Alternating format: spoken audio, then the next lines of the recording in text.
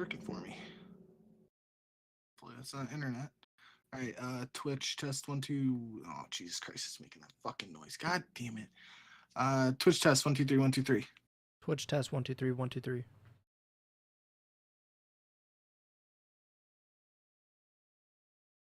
All right, that sounds good. Go to YouTube.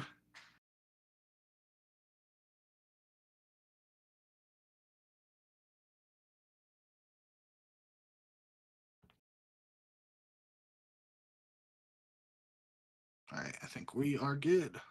All right. Hello and welcome to episode 184 of the Ego Chall Podcast. My name is Preston Byers, and as always, I'm joined by my co-host Justin Binkowski. And on today's episode, we are mostly going to cover legacy talk, something we've been discussing for a few weeks now, teasing on the last few episodes. But we want to talk about who has the most to gain and who has the most to lose at the 2025 CDL Championship, which is coming up next week. And we will also talk about some other stuff that is champs or COD Esports related throughout the show. But before we get to any of that, how are you doing, Bink? Doing all right, like you said. I'm pretty excited about this one. I think we both are. Got some decent stuff to talk about. I feel like so. I'm not gonna beat around the bush. Might as well jump right in. Yeah, so let's talk about the other stuff, the peripheral stuff. This was something that I saw yesterday, I believe it was, and there was the conversation. If you're on Twitter, if you're on COD Twitter specifically, you probably saw this as well. But the conversation was around the promotion or lack thereof of champs by Activision or the CDL in general, which I thought, I thought to myself, but again, like I'm not going to put it out there and say why isn't the CDL promoting champs because it's like the end of the season. I just kind of think that's how it's been for the last few years, so I'm not really too bothered by it. I've come to accept that and to expect it. But I think Ben Nissim, his tweet was the one that kind of kickstarted it off. He said, "We are about 9 days from champs, and there has been virtually no marketing push from the league to promote the event. Happened last year too, and they got bailed out because Optic both ran a great event plus made a deep run." He followed up by saying the league in 6 years has yet to effectively maximize its marketing potential during both preseason and postseason windows. Plenty of things they can do that don't require a lot of money. Need a full-on rethink for next season. And I think I saw another tweet where he said like they obviously care about the CDL or something like that, and I believe it was Bance that fired back and said they obviously do not care about the CDL. But I want to get your thoughts on this, Bink, because this and some other things related to the advertising and the promotion of the league has been something we've talked about for a while now, and that it feels like the stepchild that has been kind of ignored by Activision and now Microsoft. What do you think about the promotion or lack thereof of CDL Champs 2025? Yeah, I mean that's been something we've talked about. Really, I mean there have been multiple decent sized breaks, I would say, over the 5-ish years of the CDL era, and I feel like that's kind of just been something that's happened and never truly been addressed over all these years. It's just like, you know, if you follow the CDL closely, you know that there's a break going on and you have an idea of when stuff is going to happen again. But if you're just a more casual fan and you don't like really know what's going on, then there's a chance that you might fly under the radar and you miss something. And that's one of my friends, Rule, shout out Rule, message last night, and he was like, yeah, I just I didn't even, I had to check to see if champs had already happened because I didn't know what was going on. And I feel like that's a sentiment that again, like people like you and me and other people who follow the CDL very closely are like, yeah, it's just par for the course at this point. But for other people, it's like, they could think the season is just done and dusted and there's nothing going on. So, definitely an issue, especially when it's champs we're talking about, right? Like if this happens, like, they do their yearly break for the winter holidays, and that's during the online matches. That is what it is. There's no real way to avoid that, in my opinion. Even if like, we've talked about it before with like doing the season earlier, even if they did it in November, they would inevitably take some form of a break for the holidays. That just makes sense. So, but when we're talking about champs, like that's the marquee event on the calendar. And that's like, it's your Super Bowl, your World Series, your NBA finals, however you want to phrase it or compare it to other sports like that. That's what that's the big deal. And that's what we're doing this for. Right. So, definitely a, kind of puzzling, in situation here where like you have this time and space to do whatever you really want to do in terms of marketing and the seemingly the choice right now is just like they aren't doing anything. And I can definitely see why that would be frustrating. I feel like it'd be more frustrating too. um the teams themselves or the people, actually competing and owning a spot in the league and whatnot, because that's where it would affect them in terms of like advertising and getting fans the viewership, getting people excited for the tournament and whatnot. But yeah, definitely a bit of a head scratcher. So I found the comment that I had seen on Twitter. Someone said in response to Ben, because they don't care. And Ben responded, said, see the stupid ass comment too often. If they didn't care, we wouldn't have a league and they wouldn't fund a single esport competition with their IP. Clearly, they care enough to invest millions each season to make this happen. Could they do a better job? Yeah. And then Bance replied to that, said, you're an idiot if you can sit there and say they care. They do the bare minimum to make it a tax write off of being a marketing tool for their game. That's all it is.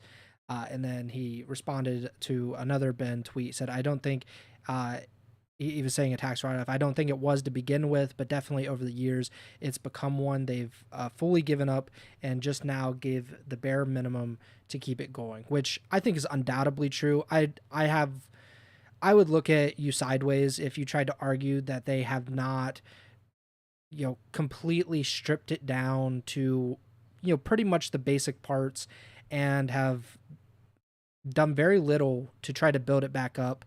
Obviously, we're in quote unquote the esports winter and all that. And so I get that there is a financial element at play. But I've also made this point numerous times on the show, and not just in relation to the CDL specifically, but these are some really, really rich and powerful people that are involved in the CDL, or that kind of fund the CDL. If they want to make this a success and they want it to be a big deal, then they will spend the money because they already have that.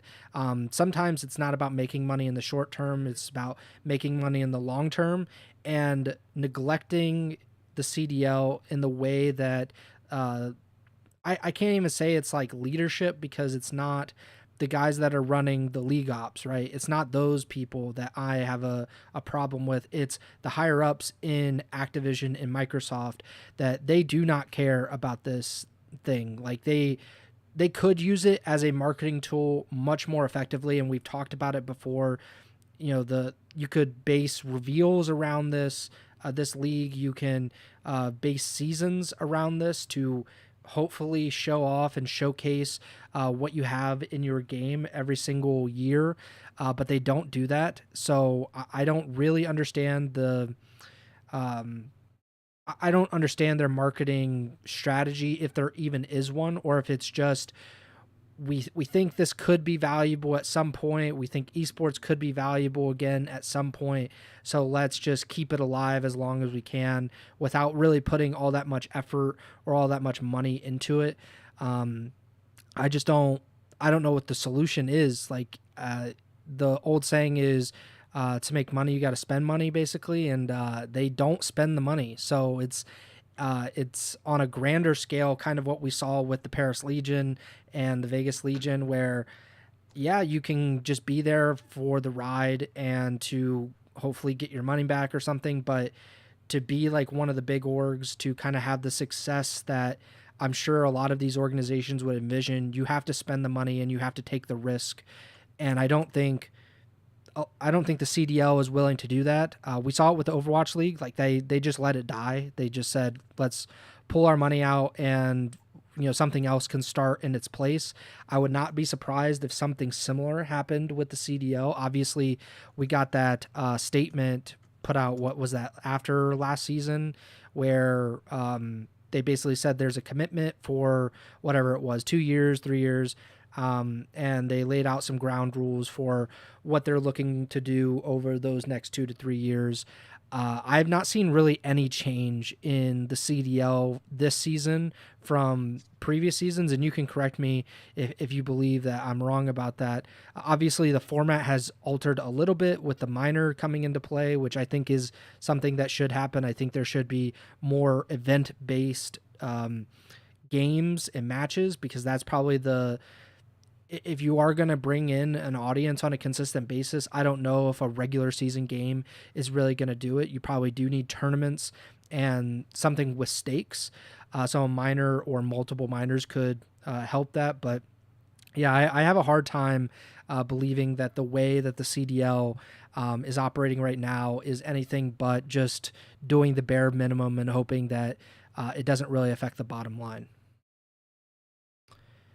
Yeah, I mean, sort of, unless you got more on that too, sort of as a segue, I think just as a interesting conversation, the Toronto Ultra are seemingly hosting some sort of $10,000 tournament this weekend. The only promotional material that I saw was the tweet, and then Breaking Point tweeted it, and it says 3 CDL teams, 13 challengers teams. So I'm not entirely sure who the CDL teams are. My guess is that it would be 3 of the 4 teams that aren't at champs, because as we've known historically, like, the CDL doesn't like the whole off-season full CDL team tournaments. They allow those tournaments where it's like half of your team playing with another half of the CDL team or whatever. That's another entire conversation there. But, as a segue, like, this is something that could have been, again, if they're not allowing full CDL rosters at champs, I don't know how it would have been possible over this break. But, like, something like this happening last week or even the week before as sort of like a tune-up, especially with the position some of these teams are in. A team like Vancouver jumps to mind, who we've talked about over these weeks, have those 2 grand finals appearances and then come in last at Major 4. That's the last time we've gotten to see them. So, even avid fans like ourselves don't really truly know what kind of form they're coming into champs in.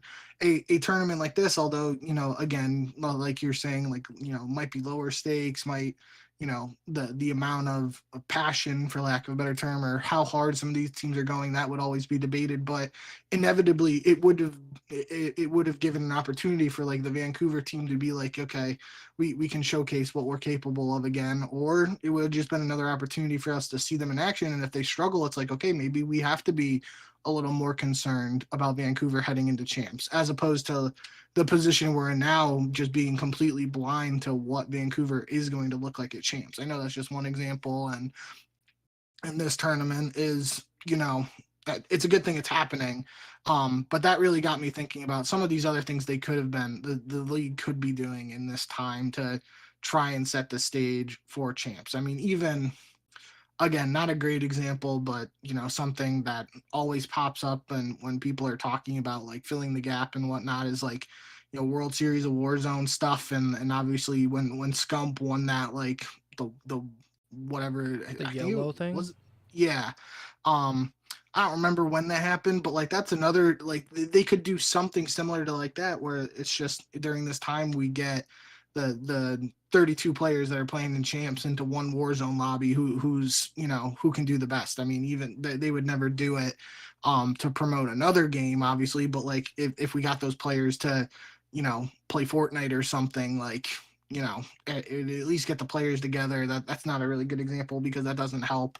But I know I saw tweets of it feels like a lot of people, and I know Zuma and Scrap and Hydra and Dashy, they've been playing Counter-Strike a little bit on stream over the recent weeks. I even saw, like, I think it was Scrap and Dashy did a chess chow. I saw a Breaking Point tweet of. So it's like, there's been this gap to fill in this break period, and it's just not being taken advantage of. And I do think, for what it's worth, that this Toronto Ultra thing is cool. I don't know all the details and everything.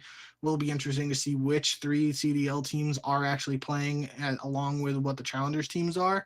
But end of the day, like that has been something we've talked about. Even if they did want to do tournaments, some sort of tournaments, like even an S&D tournament on a Friday night, like last week, to try and build a little momentum. There's been that unwritten rule of no full CDL teams can compete together in non-CDL events or whatever.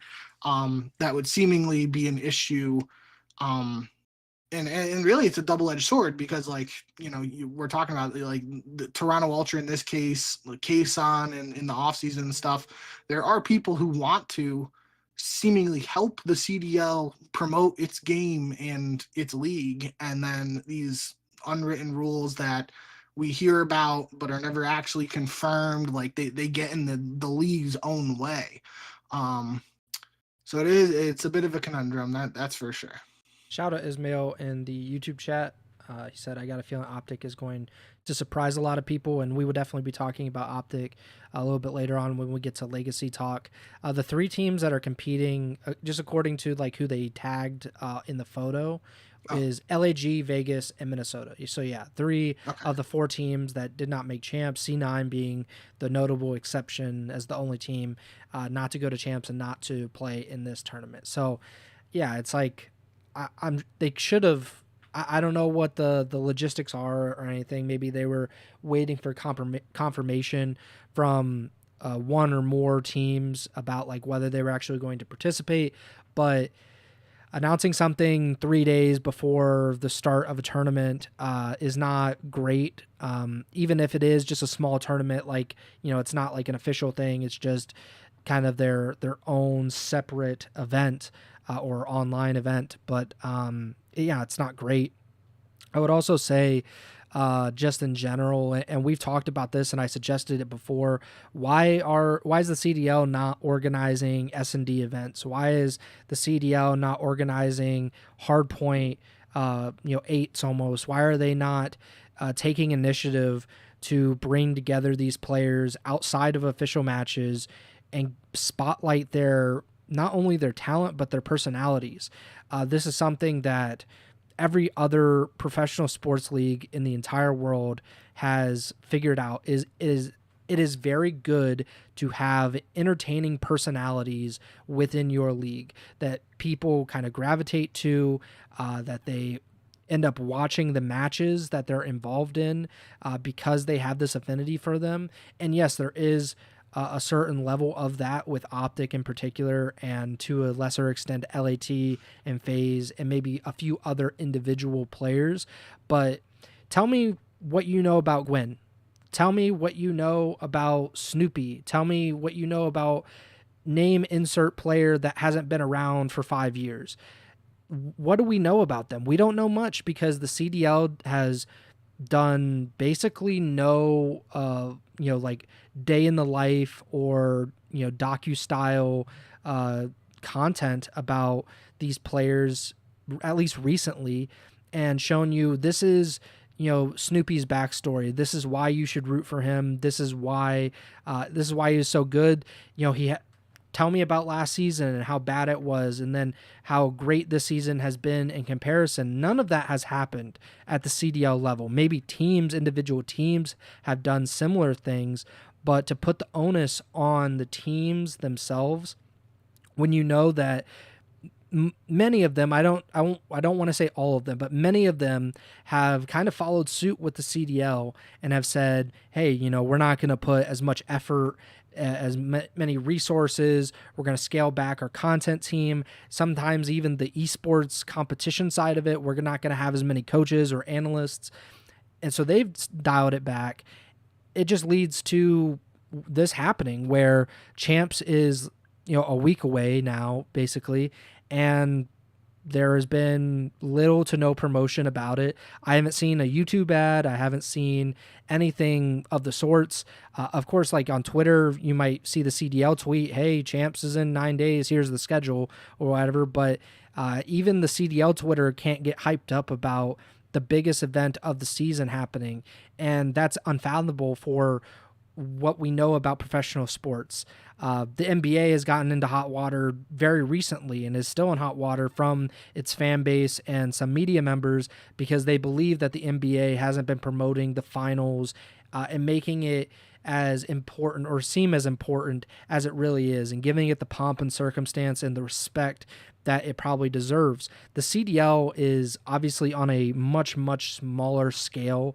It's dwarfed by the NBA or the NFL, but they should be learning from these professional sports leagues and the mistakes that they're making or they have made in the past and say, hey, like they had 60 years, 70 years to learn from this, and now we're going to do something creative and smart with our marketing, and that just hasn't come to pass. And I'm completely baffled as to why that is, other than it's just not an important thing to care about in the CDL or in Activision and Microsoft. So I don't know if you had any other thoughts on this topic, because it is something that I think we both could probably rant on for a long, long time.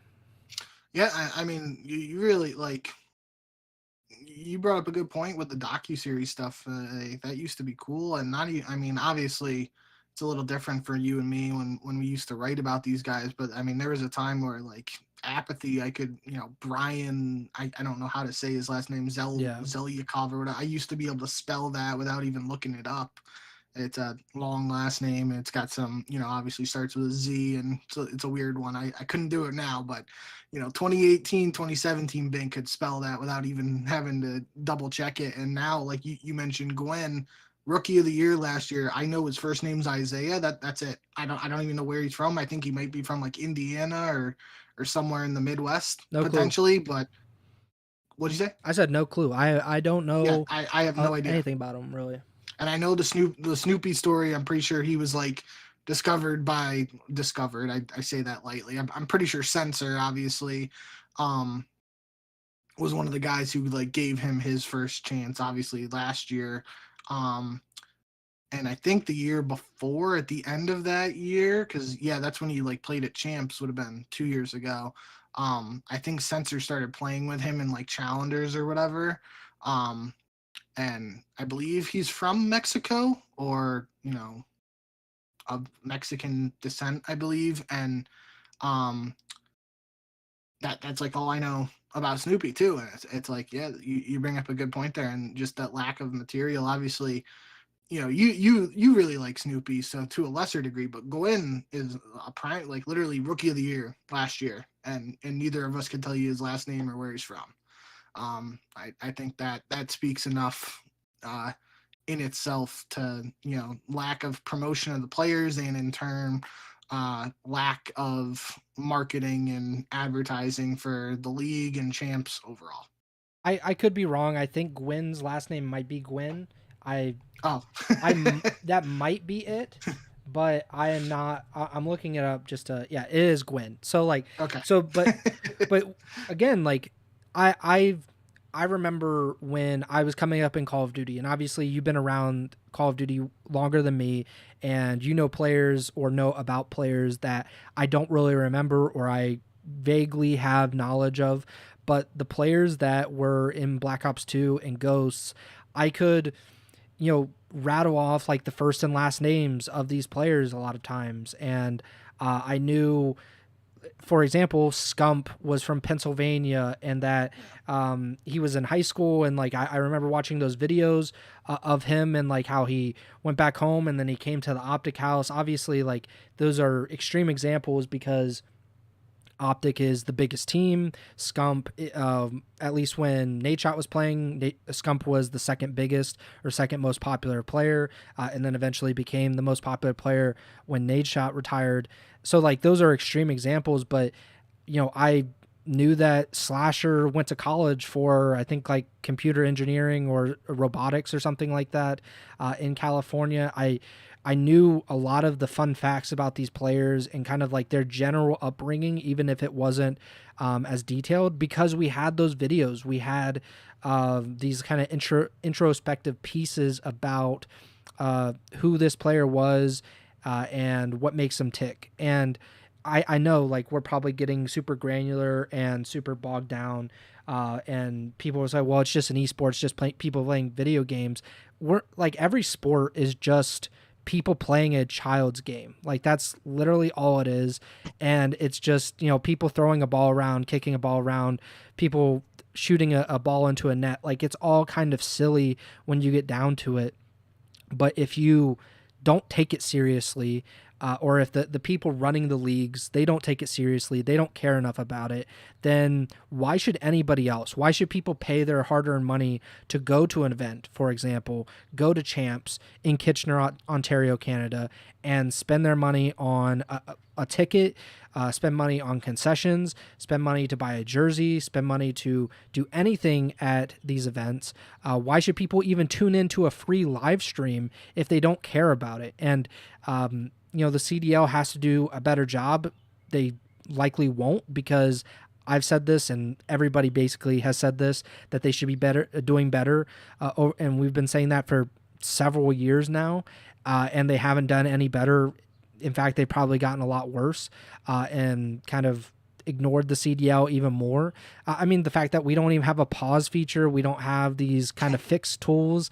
We've had broken Codcaster for the entire season. Like, that shows that even at a developer's level, this is not a priority, and it's likely not going to change overnight. It's probably not going to change at all in general. So I don't know whether we should get used to that, whether people should band together to change that, if there is any way to change that. But that's kind of where we are right now with the state of Call of Duty. And I think the sad part about it is, and this will be my last point, is that once the games start, it's all fun again. And champs will come around and we'll be talking about it. We'll be raving about it. Like, oh my God, can't you believe this happened? This was an incredible match. These are incredible moments. And it's just a shame that not as many people are watching as they should be. Not as many people care as much as they should or could, if the proper care and the proper time was taken to promote this effectively. And but that's where we are right now with Call of Duty esports. Last thing, I think we'll skip over the attached Zuma thing. I didn't really have anything. I don't know if you had any thoughts on this, but like, obviously attached Zuma said they nearly teamed with Kenny in accuracy in World War II. I don't know if you had any specific thoughts on that one. I just thought that was kind of crazy that would have been, especially if it happened, it would have completely altered the course of that season, because they said it was after the stage 1 playoffs, which I believe is the event phase 1, when Attach ran through the artillery and they upset Optic and whatever. And obviously that led to Optic roster changes, and it didn't lead to this roster change, but other roster change happened. TK, Team Caliber, which is where Kenny and Accuracy were on, they ended up winning another event, made it to the finals of Champs with Enable and Pharaoh, RIP F3.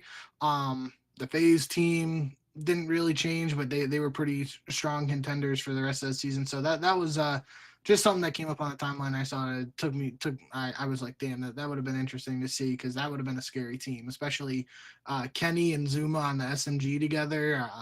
That would have been an interesting one.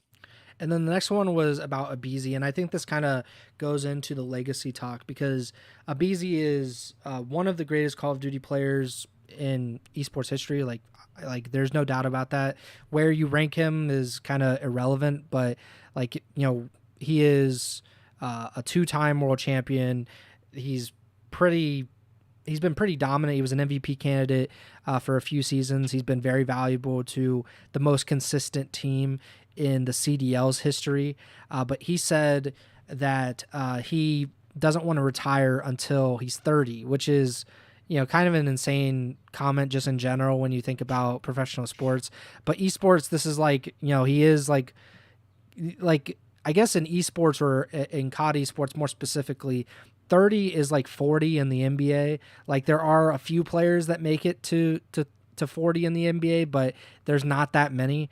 And 30 is kind of that in COD. We saw Clayster, I think he was 31 when he retired. I think Crimsix might have been 30. We just saw Attach retire. He was in his late 20s. We look at Slasher like the old man in the league, and he is 28, 29. So 30 is kind of like, the age where it seems, it's not like a physical thing or like a motor skills thing. I think it's just life gets in the way and players prioritize different things once they get older, once they start getting married, start having children. And I think that's really what it comes down to. But Abizi is 25 right now. So he would turn 30 in 2029. So you get 4 or 5 more seasons. What do you think about in general this early retirement age that we've seen? It's not only COD esports, but because I don't know who the oldest like top level pro is in esports. You would probably know better than me with League of Legends specifically, but I think it's a young man's game in general. So what do you think? Yeah. No, yeah, I agree. And Slasher turns 31 on September 2nd this Okay. year. So he's like he's definitely the oldest player actively competing right now.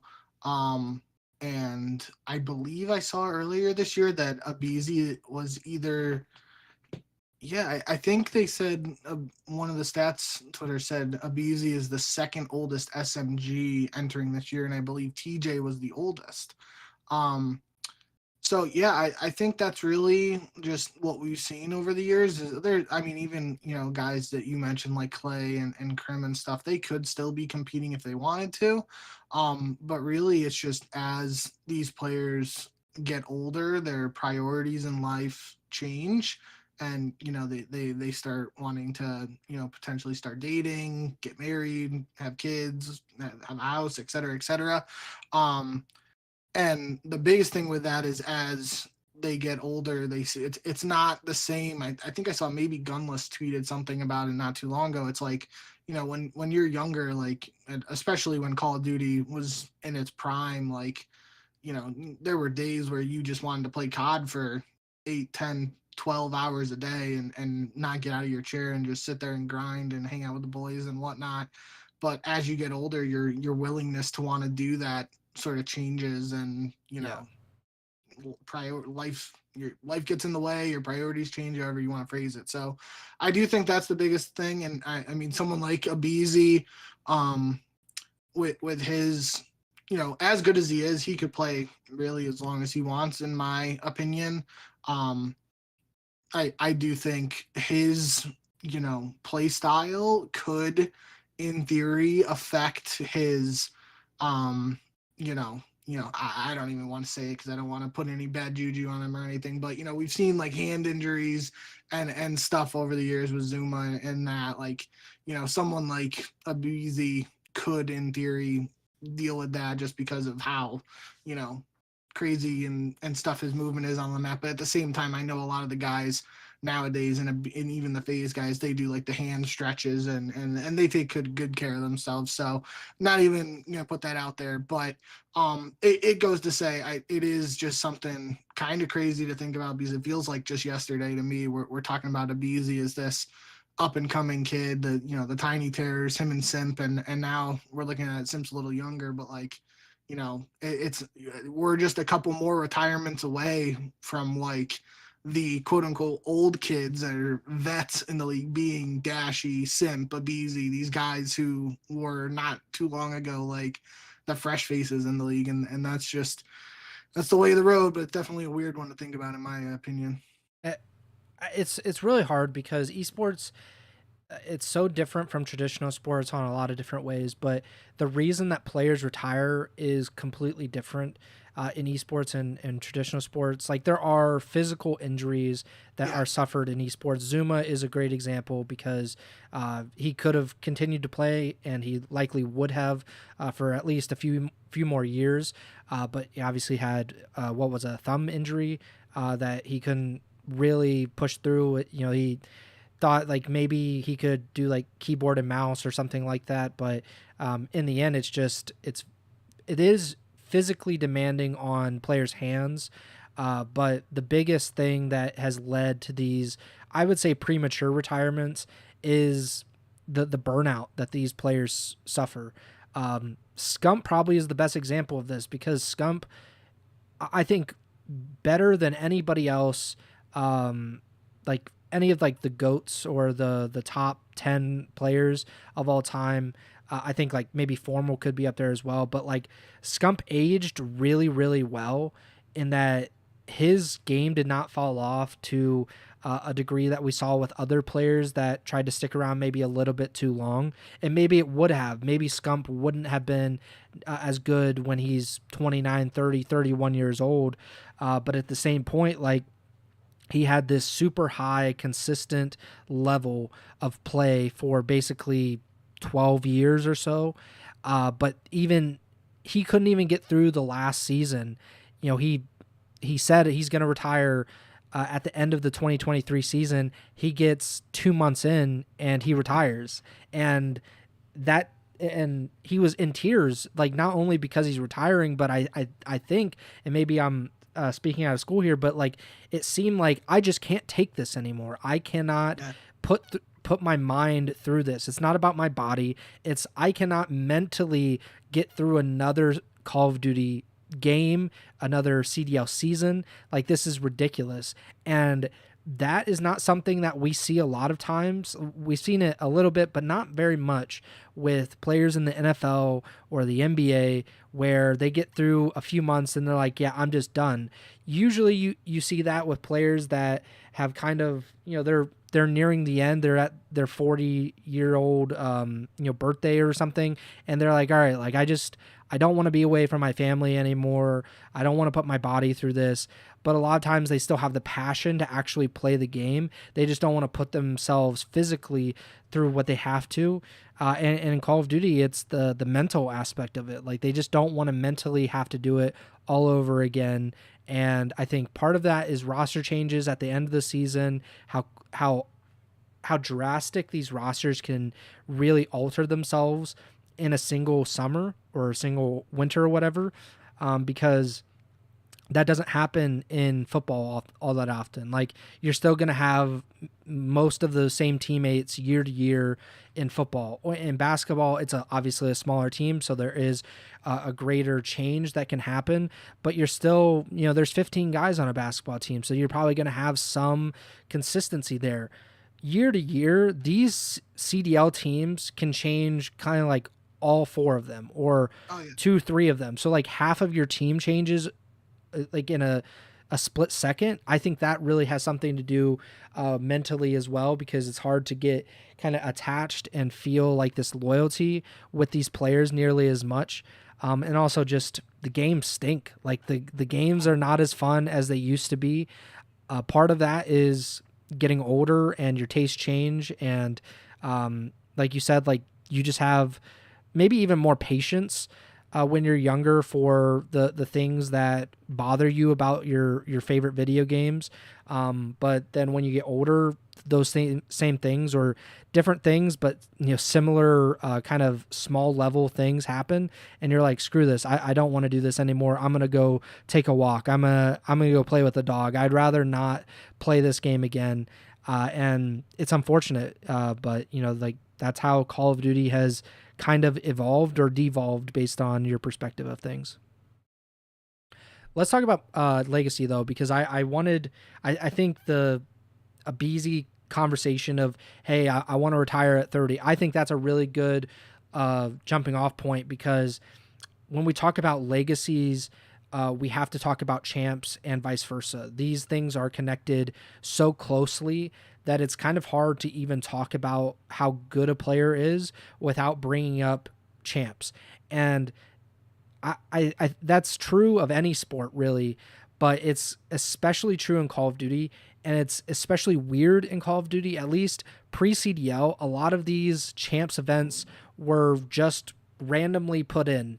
It was not like a build-up of the entire season where you get to the end of the year and it's the playoffs essentially, and you kind of get through to the NBA Finals, the Super Bowl, the World Series, whatever kind of comparison you wanted to make.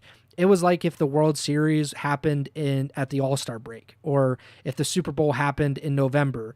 That's kind of how these things used to be, and yet champs events and champs rings have become the dominant part of the conversation when we discuss legacies. And Abizi and Simp and Shotzi, those are the players I think, correct me if I'm wrong, and we can have this conversation about like, how do you gauge like who has the most to gain? Like, would somebody going from 0 to 1 have more to gain than someone going 1 to 2? But I think with Abizi, Simp, and Shotzi in particular, these players have 2 rings each. Winning another ring at champs in 2025, it takes them from being these great players that everybody knows is great to, are they the greatest of all time? Those conversations start happening. I mean, I've been having those conversations with Simp, for years already, but I think it would be a lot easier to convince people. Who do you think, or I guess we should just start with these 3 players. Do you think they have the most to gain at champs, or is it another category of players? Well, before I answer that, I will just, address kind of what you were saying, and it's kind of weird to think about it in this manner, but you're talking about, champs previously being this like event that didn't happen at the end of the season and whatnot. That's really like ancient history at this point, because even if you look at if you look at the active players at this champs with a ring, obviously the oldest player is going to be Slasher, and he won his in Black Ops 3. Yeah. And that was already an end of season event. Mm-hmm. So obviously Attach would have been the one if he was competing at champs this year. He would have been like the last player to win one of those champs that happened mid-season when he won an AW. So that's even just, you said that, and that got me thinking that's just something weird in itself to, we're completely essentially completely gone from that era of any active players having their rings from a mid-season champs as opposed to an end-of-season champs. But back to the 3 guys you mentioned there, the 2 ring guys right now, Abizi, Simp, and Shotzi. Just in case, for whatever reason, anybody listening or watching aren't aware, Crimsix, Clayster, and Karma are the 3 players with 3 rings. They're at the very top there. Some guys like JCap and does Crowder have 2 rings as a coach? Okay. As a coach, he has 1. I think he has 1 as a coach, 1 as a player. Okay. So regardless, someone like JCap, for example, could enter with a coach's ring, but we're not gonna, split hairs there.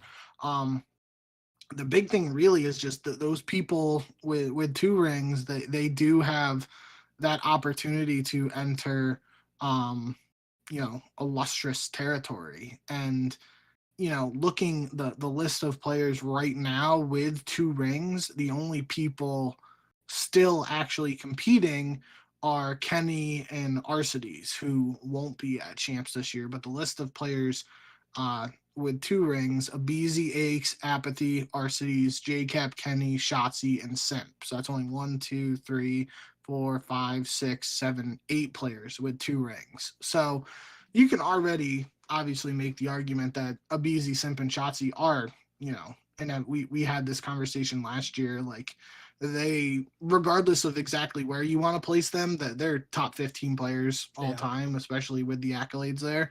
And that's being generous. Like you can probably make the case for them to be top 10, and in some people's eyes, Simp might already be top 5, et cetera, et cetera.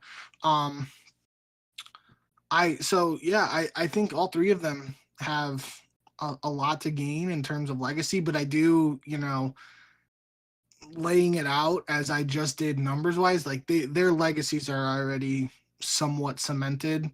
We'll get into it a little bit more, but the only way it gets tarnished, I'll say, for lack of a better word, is with a lack of a performance at these champs events in consecutive years. And that's something I marked down for like Atlanta. Obviously, Atlanta had a lackluster showing last year at champs, and it kind of got erased because they won EWC after that. But for champs specifically, that was kind of a shock to see Atlanta struggle last year, especially in the CDL era where they've seen so much success. And on the flip side of that, someone like Shotzi and Optic last year, they obviously come into the event following a last place finish, and people were questioning what the hell is going on with that, and then they erase any doubts by winning champs. And this year hasn't gone according to plan either. Been a lot of ups and downs and whatnot. But if Optic are to win champs this year, that just completely erases basically everything that happened this year. Shotzi gets a third ring, Dashy and Hook get a second, Mercules would get a first, which is just another topic in entirely of itself.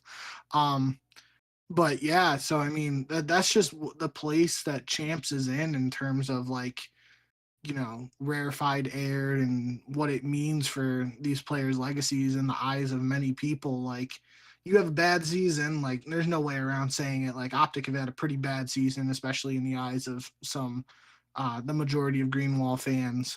But if they win champs here, everything that's happened before champs is irrelevant. Yeah, so I was just looking it up. There's only been 3 players in CDL history to win back-to-back champs. No team has ever done it. So obviously, if Optic were to do it, then they make history by themselves. But they would also become the 4th, 5th, and 6th and 7th players to do it. The 3 are Karma. Karma won the first 2 champs in 2013 and 2014.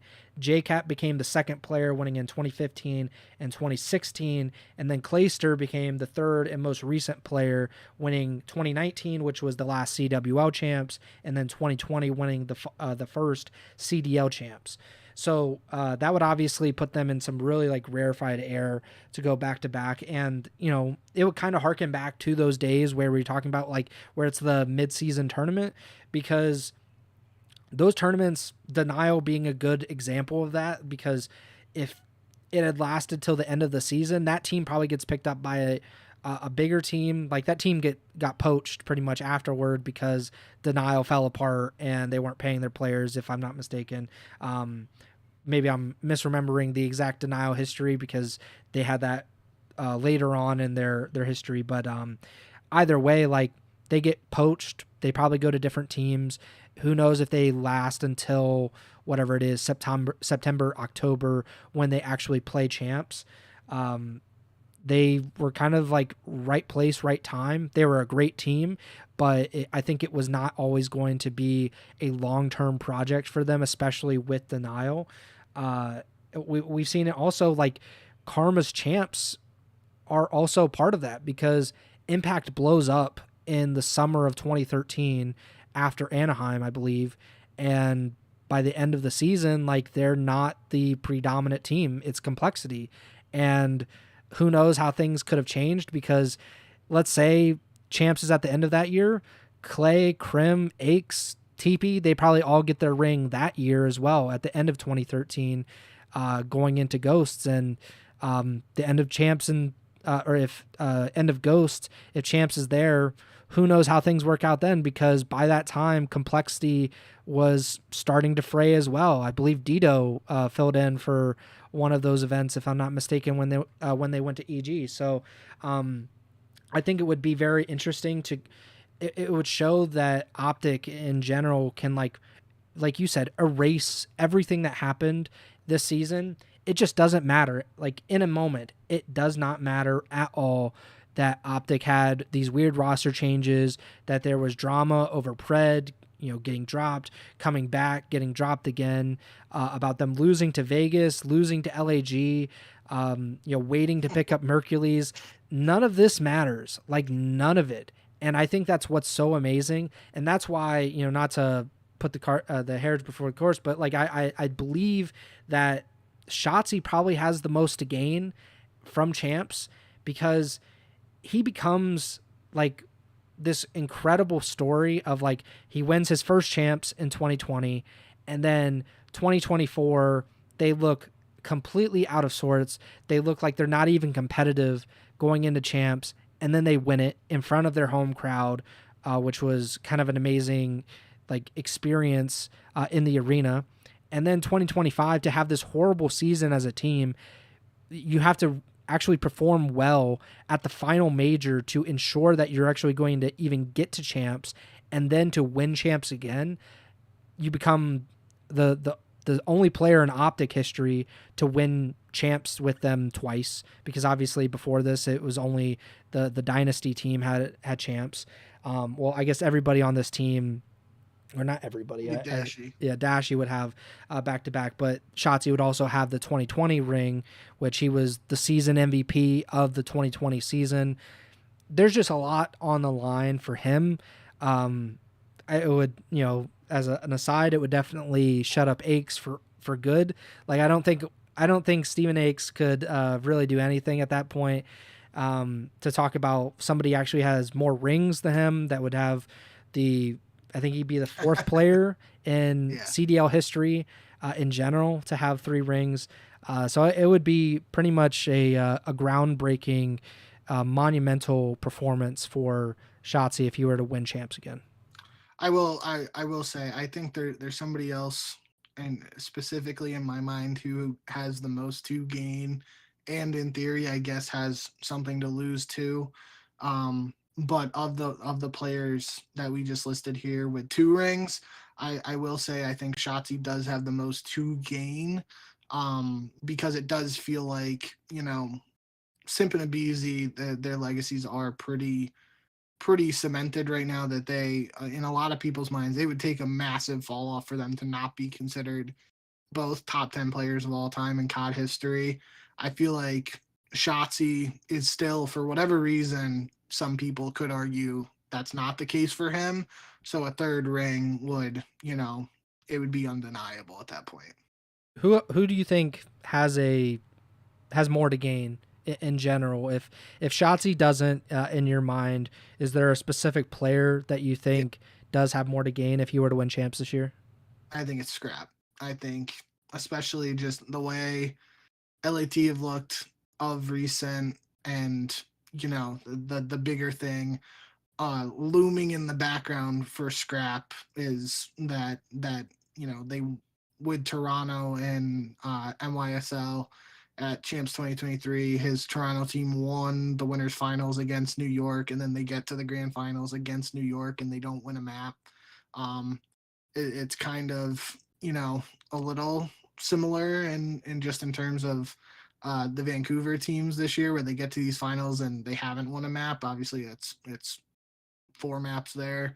So it's a little different, and the narrative and everything isn't the same. But I think Scrap, like, especially we've had the conversation around season MVP for this year. If he gets the season MVP, he's got the regular season tournament MVPs and tournament titles. Those are starting to rack up for him. But the one that's missing is champs, and obviously it's still a young career for him, so he has time. But I do think he, like, it could enter the conversation for potentially the greatest season an individual has ever had, at least in the CDL era. If he wins champs, if he gets, he's got 2 titles, 2 tournament MVPs. If he gets regular season MVP and then wins champs on top of that, that's potentially one of the greatest seasons in competitive Call of Duty history. Even further, or less to that degree, definitely would be one of the greatest seasons in CDL history. So I think he has a lot to gain, especially in that regard. And I do think, playing devil's advocate to that too, kind of similar to the FaZe guys, like, I guess it's really, you can say this for a lot of people, but like, especially the FaZe and Atlanta guys, or sorry, I said FaZe and Atlanta, FaZe and LAT guys who have had that success this year.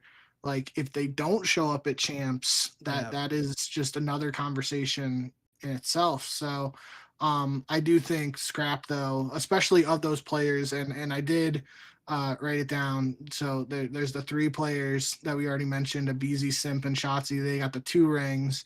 And then there are 7 players with 1 ring: Hydra, Envoy, Celium, Draza, Dashi, Hook, and Slasher, which means with 8 teams, 32 players at Champs, there's 22 players, and which is roughly 69% of the players at Champs who don't have a ring. And I think of those 22 players, Scrap is the one who has the most to gain, at least in my opinion. Yeah, I think that what you the last or one of the last things that you said about like not only does he in your opinion have the most to gain, he has among the most to lose at this event.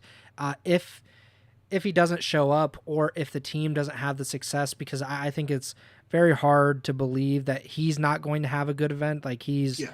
one of the best players, if not the best player in the world.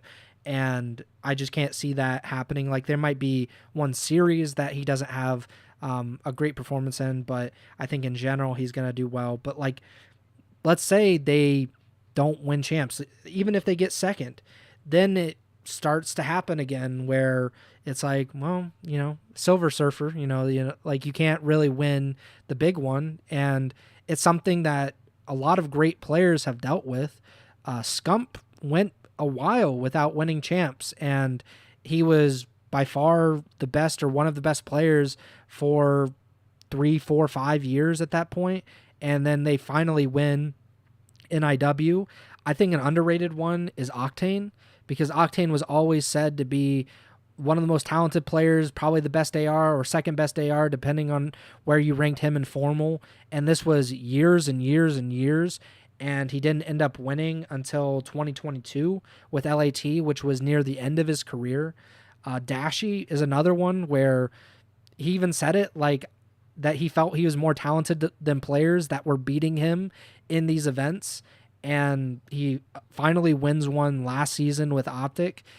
But again, that conversation had really started to grow with Dashi, was that he's a selfish player. He just plays for stats, that he's not a winning player. And I don't think the same conversation will be had about Scrap regardless of the results at these champs.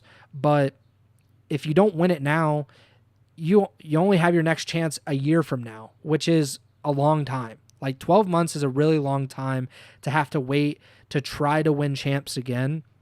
And I think it could be a pretty big blow to Scrap, and especially, with him most likely going to be named MVP of the league, to not win it that year is always kind of a blow, I think, to a lot of those players. I don't know exactly how often that has happened, because Shotzi ended up winning in 2020. Simp won in 2021. I think Hydra, did he not win in, I think it was 2023 though. LAT, I know one of them did not win season MVP when they won it. So that was probably the difference. But a lot of times we've seen the season MVP go on to win champs. And I think it does linger with that player at least a little bit when they're not able to pull it off at the end of the season, despite having the individual accolade to go with it. But another part of this that I think is interesting is FaZe, because LAT and FaZe, they are the teams that we both expect, if one of them doesn't win champs, we expect the other to win. If Atlanta doesn't win champs, it's really bad. Like they should not go on Twitter for several months if they don't win champs, because they have the Silver Surfer tagline basically tattooed on them. It seems like permanently, because they won 2 events this year. They won EWC last year. I think they even won a major last year. They have beaten LAT once in a grand finals. They've lost to them once. And yet people still doubt Atlanta and say, well, they get second a lot. They don't win a lot, or they get close to it, but they're not able to come up with the win at the end of the day. If they don't win this year, I think those players have quite a bit to lose as well. I wonder what you think about that. Yeah, I mean, not even like Silver Surfer in that regard, at least specifically for champs. Like they literally got top 6 Yeah. at Champs last year, and that's what I kind of mentioned. Like if something happens again, that harkens back a little to our power rankings, where I forget how exactly I worded it, but it was like anything but Championship Sunday, or I wanted to do anything but grand finals, but then I didn't because like I didn't know if like those two teams would match up, whatever. But yeah, like if FaZe has another, you know, catastrophic performance at Champs, and in that regard, I think it's anything but making Championship Sunday. That gets the wheels turning a little bit in regards to what the future of this team looks like. And I think it's fair to bring up again, like really that conversation happened last year. Well, we don't know if it happened actually with the team or behind closed doors, but at least from a community perspective, people were starting to wonder if this FaZe roster was going to stick. And then EWC happens and they win, and that kind of, at least from the outside looking in, seems to be like, okay, we're going to ride this out. And I guess even early this year when the struggles were happening online, we mentioned like, you know, again, nothing concrete coming from behind closed doors or anything, but like the wheels could start to get turning in regards to, do we have to have these conversations of potentially making a roster change? Um, so that is, you know, it is interesting to see. It will be interesting to see how this tournament affects FaZe.